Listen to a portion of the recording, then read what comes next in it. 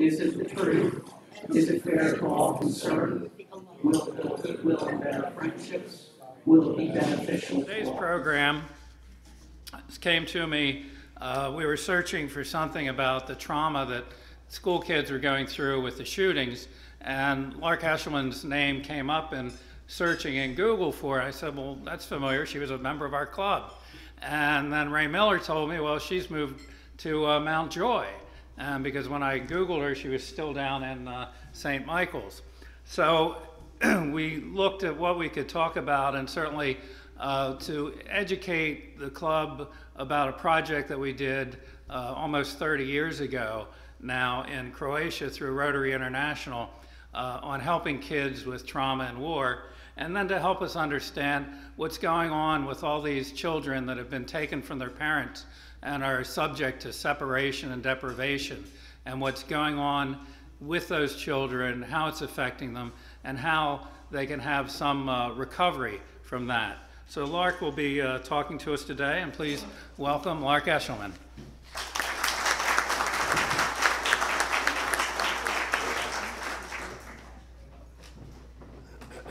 Dobar dan, Croatian for good day. It's lovely to see you all, and it's lovely to be back. It's actually thrilling to be back. I've been away for almost 20 years, and Tom, I have to take issue. It was 20 years ago, not 30. I'm not quite as old as Tom might think, but it's 20 years and 20 pounds. You know, I mean, a lot happens in 20 years, but a lot of good things happen too, and so I would like to say thank you for welcoming here President Althea. I love the name. That was my mother's name. I so seldom hear it. Fellow guests, right, because I'm now a guest, although I have been a Rotarian and love Rotary, and all of you who do the good work that you do. Thanks for inviting me, welcoming me here. I have to interrupt for 1 minute to ask Jess to how do I want to say this? I didn't know you were going to be here today, but I'm so thrilled you are, because I have to tell you thank you. My son lives in New York City. He's in Brooklyn, and about maybe 3 months ago now, he wrote to me and showed me your picture and said, Mom, what are you doing about her? And I said, who's her and what am I doing? And he wrote to tell me all about you and that he is supporting you from Brooklyn. And now he's coming back on a regular basis to canvas for you. So I get to see my son a whole lot more than I did. Yes, exactly. Because we're doing family talk today and sons and daughters, it's particularly timely, but wonderful that he is here with us today too. So let's see if I can find my printout. I thought it was right here, but maybe not. Well, I talk so much, we won't miss it. Let's see if we can go to the PowerPoint first. Can we do that, please? Yeah, and now you're throwing me for a loop. James, we may need this one. Oh, perfect. Thank you. Thank you very much. So as we're getting ready for, oh, here it is, the PowerPoint. Let me ask, how many of you were members of the club in 1997, 98, and 99, maybe into 2000? Hooray, wonderful. You all were part of something that lives on to this day and has made the difference to children around the world. And I want to tell you a little bit about catching up with that, and then how that has in some ways morphed into what we're doing today to help children who are in the unfortunate circumstances that Tom was mentioning. So this is just a little bit about me. I've been school principal at Country Day. I've been a school librarian, which I loved. The picture in the middle is my favorite role, and that is mom. Author, presenter, but that's me. Really, part of who I came to be is because of you. Because in 1997, I was asked by one of your Rotary Club members to find a program to help children in Croatia who had lived through 4 years of war, the war from 91 to 95 in the former Yugoslavia. You had a speaker during that time who was telling you that there was all kinds of aid and assistance pouring into the former Yugoslavia, but none was to help children, especially children with emotional difficulties. So Bob Patterson, who was one of your members at the time, called me and said, would you find a program that we could support to help children there? And I looked everywhere. I called friends at the World Health Organization or the Trauma Project of Harvard, looked wherever I could to try and find an emotional support program that could be adapted to the social milieu of whatever country or area they needed help. Couldn't find one, and was told there really isn't one. So when I called Bob back and told him that, he said, well, then you'll have to write one. And that was a bit of a shock at the time, but I thought I was in the middle of a dissertation, writing my dissertation. And my dissertation committee said, well, you know what, Lark, you know more about trauma than we do. Maybe you should do that. So I trashed about 2 years of research and developed a program that you helped to bring to Croatia by starting the project here. There were then matching funds from the district and eventually from Rotary International to bring the service of emotional support and healing to children who had lived through pretty horrendous war. So not that any war is good, I don't particularly like it. I know what kind of harm it can do, but let me just give you an example of one of the first children we met when we arrived to talk with the Red Cross about how we could help people directly. How can we immediately go to children and be of help? And they introduced us to a little boy who was then about 7, who had lived in a small town outside of Zagreb, which is the capital of Croatia. And it was explained through a translator that he had been dragged to the town square to watch his father be beheaded in the square in front of everyone, and then was dragged back into his home to witness his mother and sister being raped by the Serbian army. How in the world were we going to help a child who had been through that? We didn't even speak Croatian, although I've learned some in the meantime. But the idea was to develop a program that we could teach. I'm sure you're all familiar with the train the trainer model. We wanted to teach them and others how to use it, and this was the program at that time that developed out of the need. And it became a program that was very user-friendly and didn't need a lot of words. And the idea was to help children through touch, through hugs, through play, through games, to be calmed to the point that they could again begin to trust adults and the world around them and not walk around in a state of post-traumatic stress disorder, basically, which is where a lot of the kids were. The program grew by reputation, and we were asked to go to the University of Zagreb to teach it at their School of Social Work. And those young people offered to help and were recruited to work with children at the hotel where we were staying, because the Red Cross said, well, we don't really have any refugee children, so nobody to help. And when I went back to tell a young friend I met, Slavica, what the Red Cross had told me, she said, what, are they crazy? The whole top 3 floors are refugees, and they don't have a place to live. So they're staying here for now. So I said, well, let's start the program in the basement, which is what we did, and we brought the kids downstairs. As soon as Red Cross heard that the jig was up, that we actually knew that these children were not only there in the country waiting for help, but many of them were in orphanages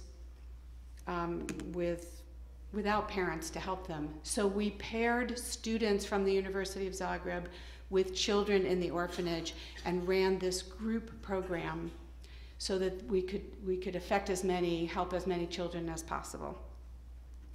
It was exhilarating and frustrating and scary and exciting and wonderful all at once. And at the same time that this was happening, there was an application to Rotary International to look at this project for its 3H grant, the Hunger and Humanities grant. And this grant, this project was awarded at that time the largest mental health award that Rotary International had ever given. And the money was earmarked for a 3-year program to continue teaching this in Zagreb to other people who wanted to learn about how to help children. All that is great. And this, by the way, is the juxtaposition of being inside with the kids and then going outside to see what was happening or what had happened during the war. This is what they were living with in the country, and this is where we were helping them to recover, and it was, as I say, very exciting stuff. So the funding then came through Bob Patterson's grant, and Rotary International came up with almost $500,000 to fund this. Now there's good and bad that goes on with all of this, but the good, let's focus on the good right now, because this project started right here in this club. Many children on a regular basis were being helped throughout Croatia. And then in other parts of the world, actually. So these kinds of activities which help children, we're watching now on brain scans to see that children actually are, their anxiety is reduced, their ability to trust is reignited if they had it in the beginning. We'll talk about that in a few minutes, about the fact that many of our children in our country didn't ever have this. And if you look at this picture and think about it for a minute, what we're trying to do with this little boy who grew up with a very traumatic early few years is to learn how to relax when he's touching someone else. Because for him, touch means terror. His early life was to say, if I'm touched, it must mean that I'm being hurt. So in order to feel safe with touch, we have to do a systematic kind of allowing him to inch up to that feeling of even a handshake or a hug. And we started out by letting him lie down on top of his foster mother. Nobody moved. Nobody said anything. He just, over time, began to breathe, basically, and relax. And we're watching now how this type of very simple activity that started here in this club with this project has now become somewhat of a state-of-the-art what we do with kids who have experienced trauma. So we worked with many children. Many of them were in hospitals because they had received or experienced physical difficulties through the war. Many of them had lost limbs or eyesight.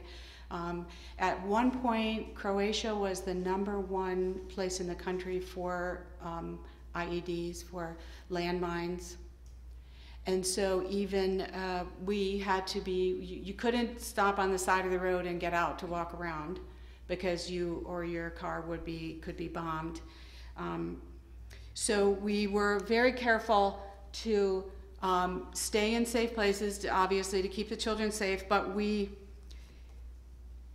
worked with them in orphanages, and what the orphanages did was to give us the kids that they considered to be unadoptable.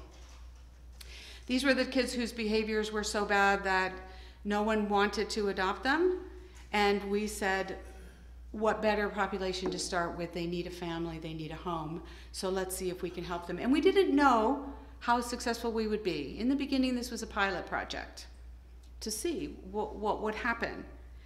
It turned out that Croatia, which had never had an orphanage in their country before because they never needed it, they were a very family-oriented country before the war. Yugoslavia, for those of you who know about Yugoslavia, it was a very safe country. There was not much juvenile delinquency.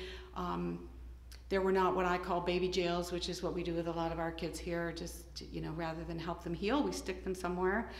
We're doing a little better with that, I hope. But there were 13 orphanages in Croatia, and the program was introduced to all of them. And we also worked with SOS Children's Villages in Serbia at one point. So there was a lot of education going on about how to help children. It was quite thrilling.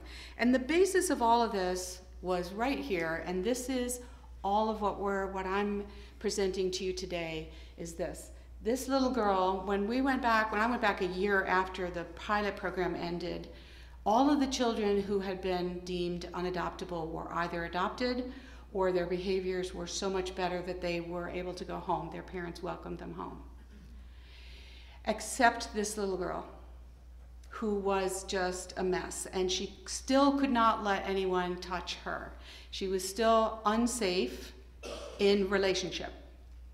So we used to do something at the end of every one of our group meetings or group sessions where we would kiss the children's hands. Those of us who were working with them would kiss their hands, and this little girl would never allow it to happen. And so a year after the last time I was there working and teaching, when I went back, so this would have been in end of 99 or beginning of 2000, she looks so small, doesn't she? But she's actually she's about 6 at this point. At the end of that time, we showed the kids a video of themselves. And this little girl was thrilled to see herself in the video. So she came over to stand next to me as we were getting ready to say goodbye, and we had already kissed all the children's hands except hers. And she decided finally that she was brave enough to allow it to happen. If you notice in the picture, her eyes are closed. She somehow couldn't quite make it to the very next step, which is to say, I see what you're doing and I'm with you, which is often how we communicate, through eye contact. But at least she could close her eyes and let it happen. And if you look at the faces of the other people who are around her, they're shocked, because it was the first time that she had let something like this happen. So this is the most dramatic, except for one story which I'll tell you at the end, but the most dramatic breakthrough that we were able to document was how this little girl could finally get to the point where she could let one of us give her a kiss. So let me show you, if we can do the video now, that would be perfect. This is a video then that was made by Rotary International about the program. It's very short, I think it's 4 minutes maybe, but it's pretty dramatic, and it would be really wonderful if you could see the work that you have done.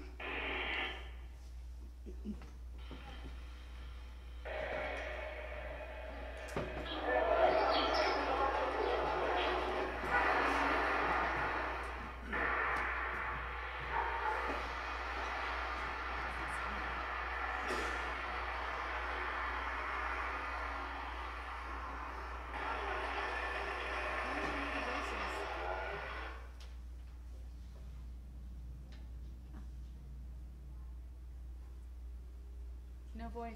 Okay.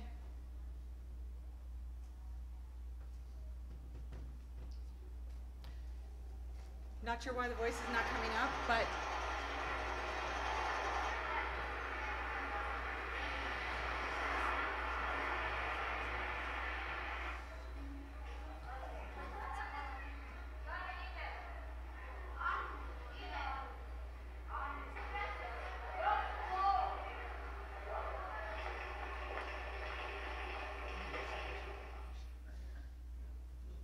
James?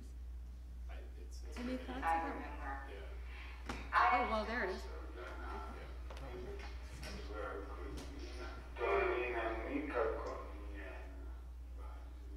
These sessions should be.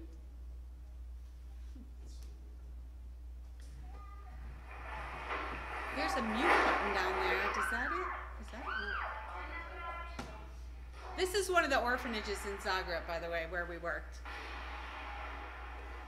And see the Rotary symbol? That's the center where we were teaching.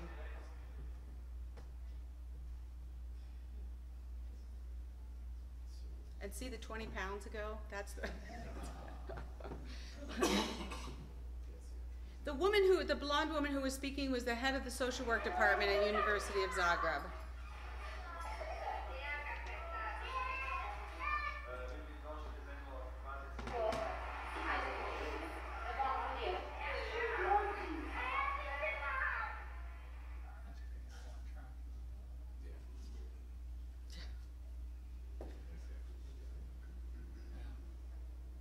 Maybe there are two speakers on the video and the other one's on.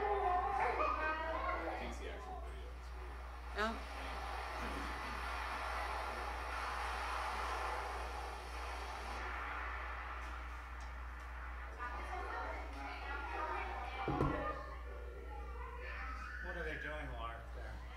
Yeah, we're doing the activities that we have in here.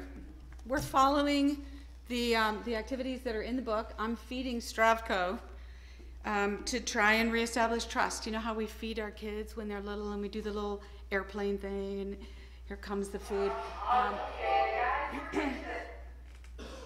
So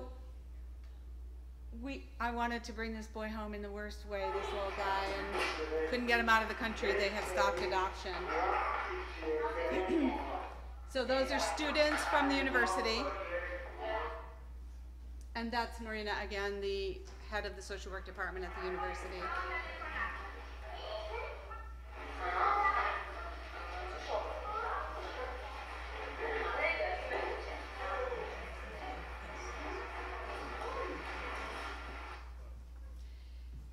Well, I'm sorry that you couldn't hear, but what you would have heard was praise for Rotary, because that's a lot of what they were talking about, was how no one was helping the children at that point, and Rotary came in and allowed us to develop this program and to run it. So the program itself, thank you very much, David. The program itself was successful. The program showed that we could develop activities for children, make them socially appropriate for different religions, because this area had 3 basic, main religions, and some of them would allow some of the things that we did and some of them wouldn't, so we had to be adaptable. It allowed us to show that we could help children to recover from PTSD without individual therapy, in many cases, not all. And it helped to regulate a lot of these children's behaviors so that they could go home or they could be adopted. And the last I knew, and I have been, in fact, I'm not at the birthday table, but today is actually my birthday. And thank you. When Tom called me and said that this was the date that he had in mind for me to speak, I said to him, this is a birthday present for me. Because what this experience did for me was to teach me so much and to help me learn from them, and by your grace and your support, what we need to do to help children. So the program itself and what we did, and I am in the process of re-editing this, and it's going to be introduced to the market as something that social work agencies can learn, that individuals can use in therapy, group sessions, etc. But for 20 years, whenever anyone has asked, I've given it to them, the program on behalf of Rotary, and I always tell them that it's a Rotary project. So it's been used around the world, and I'll show you some of the places in a minute. But I have to tell you that the sad news was that the actual collaboration with the Rotary Club of Zagreb did not work. And we had to, after 3 years, recommend that the grant be stopped at that point. Some of you who were in the club at that time may have heard about that and wondered what was going on. By that time, I had moved out of the area and was not here. Didn't speak with many of you, although I wish I could have. Because what happened was we realized that, actually these children were in war, a horrible war for 4 years. Well, so were the Zagreb Rotary Club members. They were pretty unregulated themselves. That's not even a word, but they had a lot of trouble with things like sticking with the program or using money wisely, understanding that Rotary doesn't work by rules that say you can use your cousin's house, which is what we found out we had been doing, renting the house of a cousin of a Rotary member at 3 times the going rate for rentals in the area. One of your members, Ed Hauk, was the treasurer of our project, and he came over and met with the Rotarians there and said, no, this is not how Rotary works, with Rotary International grants especially. And they didn't quite believe it. And also the idea that these folks had been living under communism since World War II. And as a few of them explained to us afterwards, that's how you get things done. You just sneak it, you don't hit it head on, or you will be told no. So you sneak money here or there, or get gifts for the people that you love, because that's the only way you can make a living. So they were not willing or didn't believe us or not able to change, and so we had to recommend that the Rotary International grant be stopped. However, in the meantime, what happened was the program was getting notoriety, and so I was contacted on behalf of a Harrisburg peace agency to whether or not we could use the program in Russia, when, if you remember, there was an elementary school that was under siege and the children were taken hostage, held hostage. This was about 15 years ago. The program was used there to reunite kids with their families after that happened. The program has been taught in Singapore by an agency that goes to China, Thailand, Malaysia, to help with child trauma in those parts of the world. There is a whole template for how to run a successful clinic with children who are severely affected that is now being taught around the country, that is based on this program that you started. And I hope you're hearing this. It's my own theme that I'm sharing with you, that so many good things start with Rotary. So why is all of this so important? I mean, we all cared about those little children that we saw in the video. We would all bleed for them. I saw numbers of you trying not to have a tear drop down your face. And certainly I went back and cried numbers of nights when I saw how badly affected many of these children are. But why is this so important for us to know, especially now? Well, in 1997, when this program started, we were just beginning to look at children's brains and understand how they worked. And one of the surprising things that we learned was, if a child's brain is broken, and I use the word advisedly, I know it's not like a broken bone, but a brain is supposed to develop in a certain way, and if that doesn't happen, it doesn't easily go back to the way we know it should have been.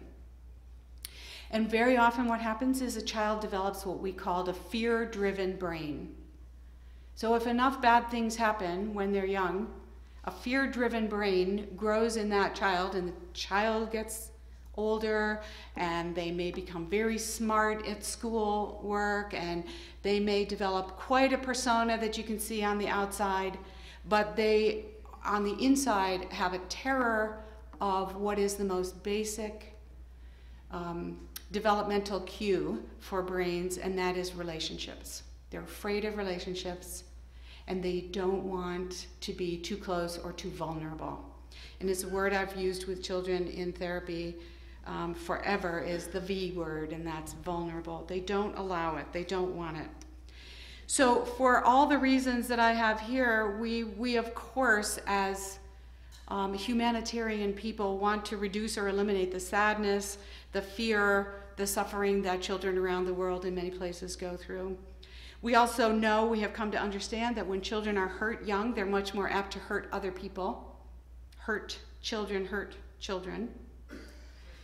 We also know that if we help them to be pro-social in their brain development when they're young, and that is something that we can actually build, resilience and pro-social understandings and activities, then these become children who grow to be more compliant with pro-social behaviors. It increases empathy, and it promotes a positive state of mind, stability for mood and behavior, and it set the stage for healthier futures for them and for their children. Something that we have learned recently that I don't want to spend a lot of time on, but I do want you to know that new research is very clear that mothers, we don't know yet about fathers, that's the next piece of research that will be done, but we do know that if mothers have experienced post-traumatic stress disorder, their children are born with altered DNA.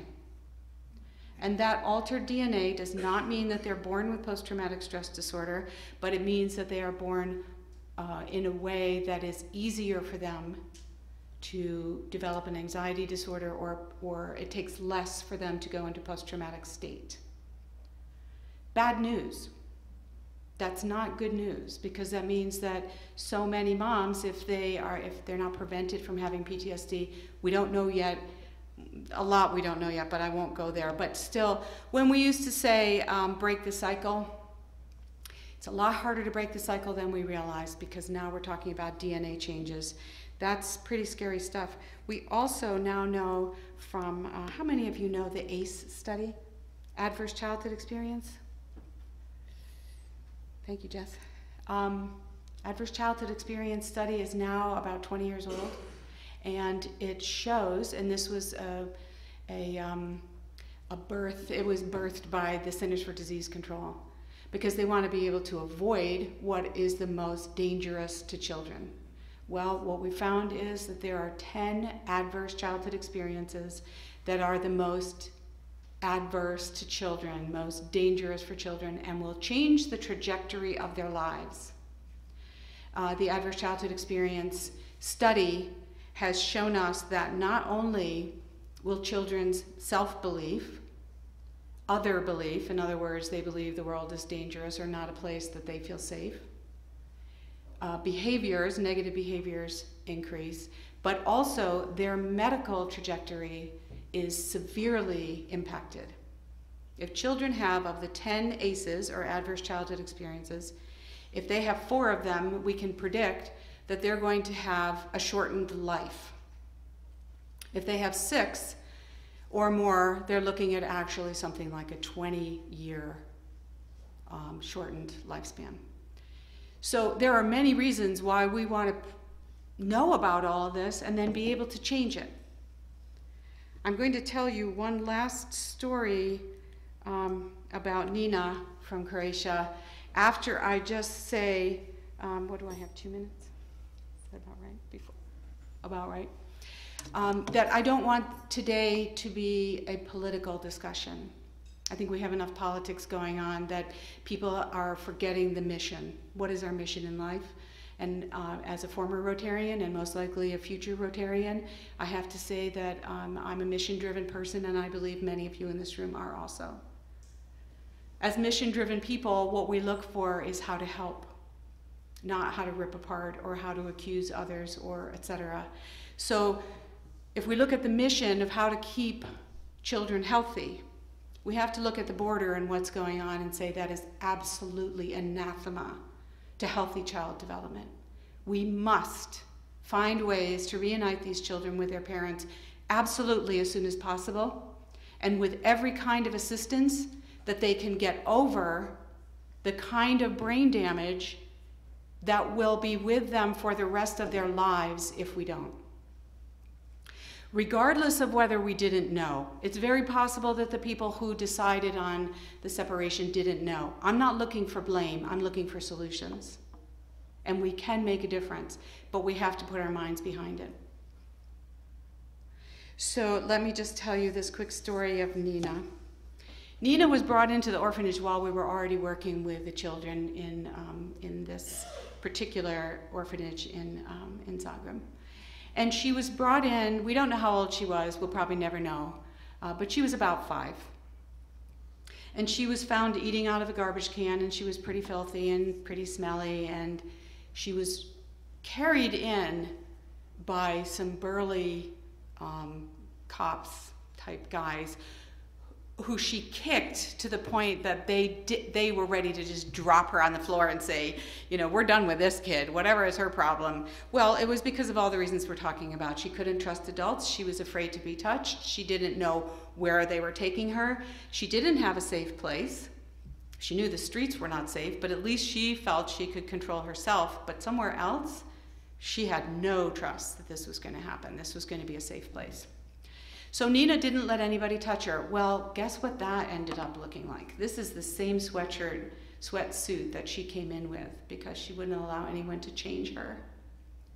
She wouldn't take it off. Pretty rank. By the time we started working with her, I remember the guys, you know, the students saying, we don't know, this may not work. Well, one of the benefits of being in a group is that kids look around and see that other children feel safe, other children are smiling, other children are engaging, and so it gives them a little bit more confidence that maybe it will be okay. So Nina tried.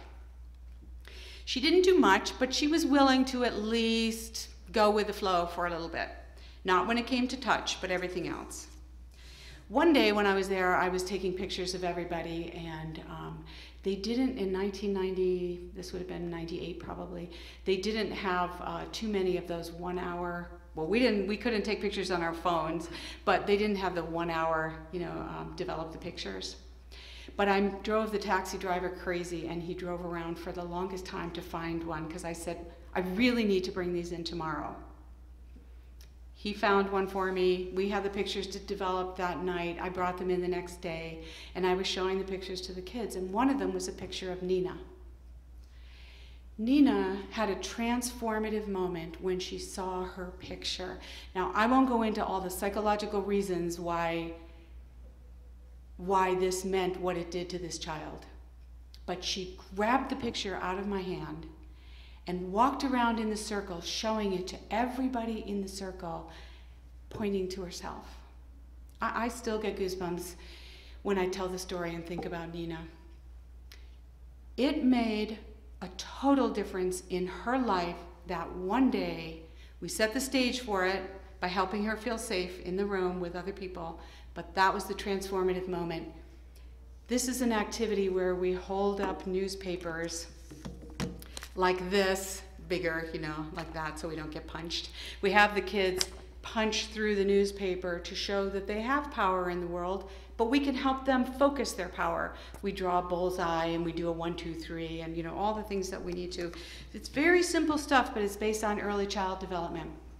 Nina was able to rip through the paper, and she was victorious. And this is I look at Nina all the time. This is my picture of my emotional go-to when I say, we can do this. We can do this. And all of this, and all the people who have been affected by this program and this work, all of this started in this room 20 years ago. And I thank you all for it.